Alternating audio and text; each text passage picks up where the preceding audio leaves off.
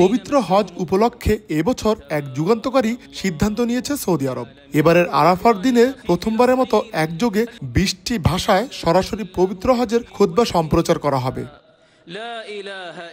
এ বিষয়ে Saudi Islamic affairs মন্ত্রণালয় জানিয়েছে, মুসলিম উম্মাহর ঐক্য ও মানবতার কল্যাণে হজের খুতবাকে সারা বিশ্বের মানুষের কাছে পৌঁছে দেওয়ার লক্ষ্যেই এই উদ্যোগ। এই 20টি ভাষার তালিকা রয়েছে ইংরেজি, ফরাসি, মালয়, উর্দু, ফার্সি, চীনা, তুর্কি, রুশ, Hausa, Bangla, Swedish, Spanish, Swahili, Amharic, Italian, Portuguese, Bosnian, Malayalam, Filipino এবং জার্মান।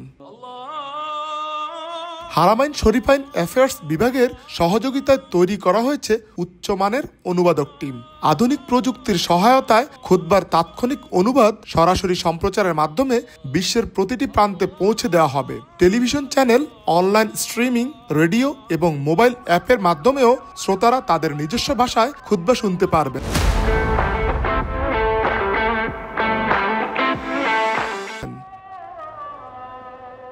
সৌদি কর্মকর্তারা বলছেন, ইসলামের শান্তি, সহমর্মিতা ও ভ্রাতৃত্বের বার্তাকে আরো ব্যাপকভাবে ছড়িয়ে দিতেই এমন ঐতিহাসিক পদক্ষেপ নেওয়া হয়েছে। সারা বিশ্বের মুসলিম সম্প্রদায় ইতিমধ্যে এই ঘোষণাকে স্বাগত জানিয়েছে। অনেকে বলছেন এটি হজের ইতিহাসে এক নতুন যুগের সূচনা। আরিফুর রহমান, সময় সংবাদ, সৌদি আরব।